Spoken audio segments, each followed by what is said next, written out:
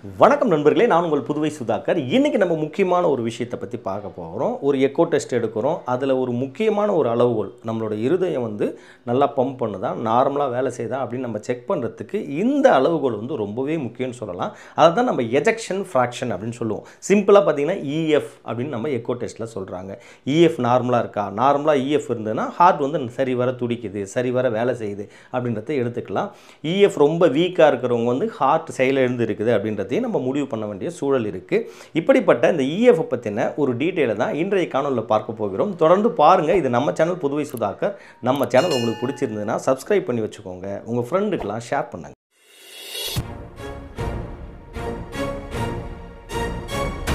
பொதுவாக நம்மளோட இருதயம் ஒவ்வொரு முறை துடிக்கும் பொழுதும் அதில் வென்ட்ரிக்கில் இருந்து ஒரு அமௌண்ட் ஆஃப் பிளட் வெளியேற்றப்படுகிறது அப்படின்றது நம்ம எல்லாருக்குமே தெரியும். கடந்த வீடியோ பார்த்துருந்தீங்கன்னா தெரியும், ஸ்ட்ரோக் வால்யூம்னா என்ன அப்படின்றத பற்றி நம்ம ஒரு பதிவு பண்ணியிருந்தோம்.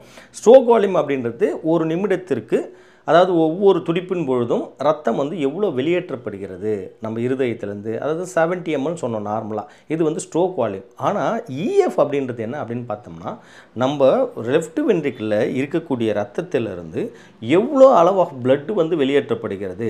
இப்போது சப்போஸ் ஒரு 120 ml இருக்குதுன்னு வச்சிங்களா, வெளியேற்றப்படக்கூடிய அளவு 70 ml தான். மீதி 50 ml அங்கவே ரெசிஜுவலாக தங்கி இருக்கும்.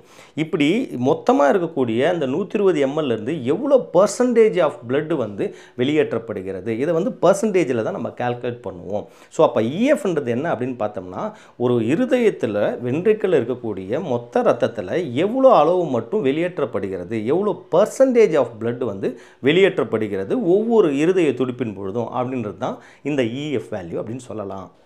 ஓகே சார், எல்லாமே கரெக்டு தான். இந்த இஎஃப்பை எப்படி மெஷர் பண்ணுறது? பொதுவாக நம்ம எக்கோ மிஷினில் ஈஸியாக மெஷர் பண்ணுறோம். இதை மெஷர் பண்ணுறதுக்கு என்ன ஃபார்முலா அப்படின்னு பார்த்தோம்னா, நம்ம எண்டு டயஸ்டோலிக் வால்யூம்னா என்ன, டயஸ்டோல் டைமில் எவ்வளோ அமௌண்ட் ஆஃப் பிளட் லெஃப்ட் வென்ட்ரிக்கில் டோட்டலாக ஃபில் ஆகுது. அதுலேருந்து எண்டு சிஸ்டாலிக் வால்யூம் என்ன, எவ்வளோ அமௌண்ட் ஆஃப் பிளட் வெளியேற்றப்படுகிறது. இது ரெண்டுத்தையும் மைனஸ் பண்ணலாம். அதாவது எண்டு டயஸ்டோலிக்லேருந்து எண்டு சிஸ்டாலிக்கை மைனஸ் பண்ணால் நமக்கு ஸ்ட்ரோக் வால்யூம் கிடைக்கும். So stroke volume divided by end diastolic volume multiplied by 100 தான் நமக்கு இதுக்கான ஃபார்முலா. இதை போட்டிங்கன்னா உங்களுக்கு total amount of ejection fraction உங்களுக்கு பர்சன்டேஜில் கிடைக்கும். ஸோ ஃபார்முலா என்ன, stroke volume divided by end diastolic volume multiplied by 100. இதுதான் எஜெக்ஷன் ஃப்ராக்ஷன் கண்டுபிடிக்கிறதுக்கான ஃபார்முலா. ப்ராக்டிக்கலாக எக்கோ டெஸ்ட்டில் நம்ம எப்படி இதை மெஷர் பண்ணுறது இன்னொரு வீடியோவில் நம்ம பார்க்கலாம். இஎஃப் அப்படின்னு நம்ம சொன்னோம்னாலே எஜெக்ஷன் ஃப்ராக்ஷன் அப்படின்னு சொல்லுவாங்க. இது சரிவர புரிஞ்சுக்கணும் அப்படின்னு பார்த்தோம்னா, ஸ்ட்ரோக் வால்யூம்ல இருந்து எண்ட் டயஸ்டோலிக் வால்யூமை டிவைட் பண்ணி மல்டிப்ளைட் பை 100 கிடைக்கக்கூடிய பர்சன்டேஜ் தான் நம்ம எஜெக்ஷன் ஃப்ராக்ஷன் சொல்கிறோம். அதாவது எண்ட் டயஸ்டோலிக் வால்யூம் அப்படின்னு பார்த்தீங்கன்னா, நம்மளுடைய லெஃப்ட் வென்ட்ரிக்கிள் கம்ப்ளீட்டாக பிளட்டால் நிறைஞ்சிருக்கும். அதாவது முழுமையான ரிலாக்ஸேஷன் பீரியட்னு நம்ம சொல்லலாம். லெஃப்ட் ஏட்ரியத்திலேருந்து மைட்டல் வால்வ் வழியாக பிளட் கம்ப்ளீட்டாக எவ்வளோ கொள்ளளவோ அதுக்கான முழுமையான அளவு ரத்தம் இருக்கக்கூடிய நேரம் தான் எண்ட் டயஸ்டோலிக் வால்யூம். அப்புறம் கண்ட்ராக்ட் ஆனதுக்கப்புறம் நம்ம லெஃப்ட் வென்ட்ரிக்கிள் சுருங்கியதுக்கப்புறம் பிளட் எல்லாம் பார்த்தீங்கன்னா அயோட்டா வழியாக வெளியில் போயிடும். அந்த வெளியில் போகிற அமௌண்ட் தான் ஸ்ட்ரோக் வால்யூம், நமக்கு ஆல்ரெடி தெரியும். அப்படி போனதுக்கப்புறம் மீதம் கொஞ்சம் அமௌண்ட் ஆஃப் பிளட் ஆல்ரெடி இருக்கும். ஸோ இப்போ 120 ml எண்டு டயஸ்டாலிக் வால்யூம்னா, எண்டு சிஸ்டாலிக்கில் பார்த்தீங்கன்னா ஒரு 50 ml மீதி இருக்கும். 70 ml ஸ்ட்ரோக் வால்யூமாக வெளியில் போயிடும். ஸோ இந்த 120 ml எவ்வளோ பர்சன்டேஜ் ஆஃப் பிளட் வெளியில் போகுது அப்படின்னு சொல்கிற அந்த பர்சன்டேஜ் தான் நம்ம எஜெக்ஷன் ஃப்ராக்ஷன் அப்படின்னு நம்ம சொல்கிறோம். இப்படி நம்ம சொல்லக்கூடிய இந்த பர்சன்டேஜ் 50லிருந்து 70 விழுக்காடுக்கு உள்ளார இருந்ததுன்னா அதை நார்மல் நம்ம எடுத்துக்கலாம். அதாவது 50க்கு கீழே போகும்போது ஹார்ட்டில் ஏதோ ப்ராப்ளம் இருக்குது அப்படின்றத நம்ம அண்டர்ஸ்டாண்ட் பண்ணிக்கலாம்.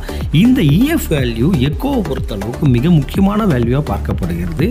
இஎஃப் நார்மல் அப்படின்னு சொன்னாலே ஹார்ட்டோட ஃபங்க்ஷன் நார்மலாக இருக்குதுன்னு கூட நம்ம எடுத்துக்கலாம்.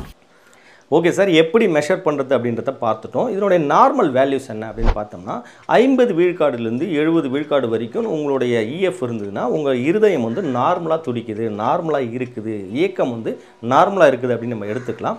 ஒரு 50க்கு கீழே 50% கீழே குறையும் பொழுது இருதயம் கொஞ்சம் வீக்காக இருக்குது, மைல்டாக ஹார்ட்டில் ப்ராப்ளம் இருக்குது அப்படின்றத நம்ம அசஸ் பண்ணலாம்.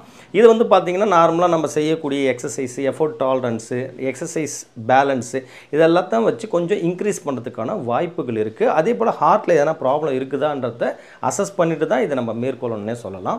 அப்போது 50க்கு கீழே வரும்போது நம்ம வந்து குறைந்த அளவு பாதிப்பு இருக்குது அப்படின்றத நம்ம எடுத்துக்கலாம். சப்போஸ் உங்களோட இஎஃப் வந்து 40க்கு கீழே வரும்போது அதை தான் நம்ம ஹார்ட் ஃபெயிலியர் அப்படின்னு சொல்கிறோம்.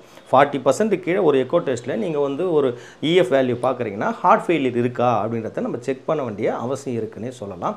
சப்போஸ் அது 30க்கும் கீழே போகும்போது தான் சிவியர் எல்வி டிஸ்ஃபங்க்ஷன் அப்படின்ற வார்த்தையை எல்வி அதாவது இந்த எக்கோ ரிப்போர்ட்டில் மென்ஷன் பண்ணுவாங்க. ஸோ அப்போ நம்ம பார்க்கும்போது நார்மலாக எவ்வளோ இருக்கணும், ஒரு 50 to 70 இருந்ததுன்னா இஎஃப் வேல்யூ நார்மல் நம்ம எடுத்துக்கலாம். ஓகே சார், யார் யாருக்கெல்லாம் இந்த இஎஃப் வேல்யூ வந்து கம்மியாகிறதுக்கான வாய்ப்புகள் இருக்குது? அதாவது ஹார்ட்டில் இப்போ ப்ராப்ளம் ஆரம்பித்தவங்க, கரோனரி ஆர்டரி டிசீஸ் அப்படின்னு சொல்லுவாங்க. ஹார்ட்டுக்கு ரத்தத்தை கொடுக்கக்கூடிய அந்த ஆர்டரியிலேயே பிரச்சனை இருக்கிறது, அதுதான் கரோனரி ஆர்டரி டிசீஸ். இல்லை ஒரு சிலருக்கு ஆல்ரெடி ஹார்ட் அட்டாக் வந்திருக்கும், அவங்களுக்கு வந்து இஎஃப் வந்து கம்மியாக இருக்கும். ஒரு சிலருக்கு பார்த்திங்கன்னா வால்வில் ஹார்ட்டோட வால்வில் பிரச்சனை இருந்தாலும் இந்த இஎஃப் வேல்யூ கம்மியாகிறதுக்கான வாய்ப்புகள் இருக்குது. ஹார்ட்டோட தசைகளில் கார்டியோமயோபதி நான் ஆல்ரெடி சொல்லியிருந்தேன், அந்த மாதிரியான கார்டியோமயோபதி மாதிரியான பிரச்சனைகள் ஹார்ட்டோட தசைகளில் பிரச்சனை இருந்தாலும் இந்த இஎஃப் வேல்யூ கம்மியாகிறதுக்கான வாய்ப்புகள் இருக்குது. இந்த மாதிரி நிறைய கிளினிக்கல் கண்டிஷன்ஸ் இருக்குது. இந்த மாதிரியான விஷயங்கள்லாம் நம்மளுடைய இஎஃப் வேல்யூ கம்மியாகிறதுக்கான வாய்ப்புகளாக பார்க்கலாம். ஓகே சார், எனக்கு தெரிஞ்சவங்க செக் பண்ணாங்க, இஎஃப் வேல்யூ கம்மியாக காமிக்குது. என்னென்ன விஷயங்களை ஃபாலோ பண்ணால் இந்த இஎஃப் வேல்யூவை நம்ம மேனேஜ் பண்ணலாம், அப்படியே வச்சுக்கலாம், இல்லை கொஞ்சமாக இம்ப்ரூவ் பண்ணுறதுக்கான வாய்ப்புகள் இருக்கா அப்படின்னு பார்த்தோம்னா கண்டிப்பாக இருக்குது. சப்போஸ் அவங்களுக்கு ஏதாவது ஒரு இருதயத்தில் பிரச்சனை இருக்குதுன்னா அதற்கான தீர்வுகள் வந்து மருத்துவர்கள் சொல்லியிருப்பாங்க. அது மட்டும் இல்லாமல் அதற்கான மருந்துகள் கொடுத்துருப்பாங்க. அந்த மருந்துகளை சரிவர எடுக்கிறது, ஹை பிபி ரொம்ப நாளாக பிபி அப்படியே வச்சிடலாமல் பிபி வந்து ப்ராப்பராக நார்மலாகவே மெயின்டைன் பண்ணாலே உங்களுக்கு இஎஃப் வேல்யூ இன்க்ரீஸ் ஆகிறதுக்கான வாய்ப்புகள் அதிகம்னு சொல்லலாம். அது மட்டும் இல்லாமல் உப்பு அதிகமாக இருக்கக்கூடிய உணவுகளை குறைச்சாலே இஎஃப் வேல்யூ இம்ப்ரூவ் ஆகிறதுக்கான வாய்ப்புகள் இருக்குது. அதே போல் பார்த்திங்கன்னா சரிவர உடற்பயிற்சி, இப்போ ஹார்ட் அட்டாக் வந்துன்னா அவங்களுக்கான உடற்பயிற்சி இருக்கும். ஒரு நார்மல் வெல்பீயிங்னா அவங்களும் உடற்பயிற்சி செஞ்சு ஹார்ட்டோடைய ஒர்க் பண்ணக்கூடிய திறன் அதிகரிக்கிறது. அப்படி பண்ணும்பொழுதும் உங்களுக்கு இஎஃப் வேல்யூ அதிகமாகிறதுக்கு வாய்ப்புகள் இருக்குது. அதே போல் ஸ்மோக்கிங், ஆல்கஹால் இந்த மாதிரி ஹேபிட்டெல்லாம் விட்டாலே உங்களுக்கு வந்து இஎஃப் வேல்யூ அதிகமாகிறதுக்கான வாய்ப்புகள் இருக்குன்னே சொல்லலாம். ஸோ இஎஃப் கம்மியாக இருக்குன்னா நம்ம பேனிக் ஆகணுமான்னு பார்த்தா கண்டிப்பாக மருத்துவமனையில் போய் ஒரு மருத்துவரை, ஒரு கார்டியாலஜிஸ்ட்டை கன்சல்ட் பண்ணி நம்மளோட இருதயம் எப்படி இயங்குது அப்படின்றது பார்த்துக்கிறது ரொம்ப முக்கியமான விஷயம். அதே போல் இந்த இஎஃப்பை முன்னேற்றத்துக்கு, அதாவது இஎஃப் அதிகமாக்கிறதுக்கு என்னென்னலாம் ஃபாலோ பண்ணணுன்றது ரொம்பவே முக்கியம்னு சொல்லலாம். ஓகே நண்பர்களே, இந்த காணொலி கண்டிப்பாக உங்களுக்கு ஒரு உதவியாக இருக்குன்ற நம்பிக்கையோட மீண்டும் சந்திப்போம். இஎஃப் பற்றின வேல்யூவை பற்றி நீங்கள் தெரிஞ்சிட்டு இருப்பீங்க. அதே போல் இஎஃப் வந்து எப்படி மெஷர் பண்ணணும், எக்கோ டெஸ்ட்டில் எப்படி அதை மெஷர் பண்ணுறாங்கன்றதை இன்னொரு காணொலியில் கண்டிப்பாக நான் பதிவு செய்கிறேன். மீண்டும் சந்திப்போம். நான் உங்கள் புதுவை சுதாகர். நன்றி, வணக்கம்.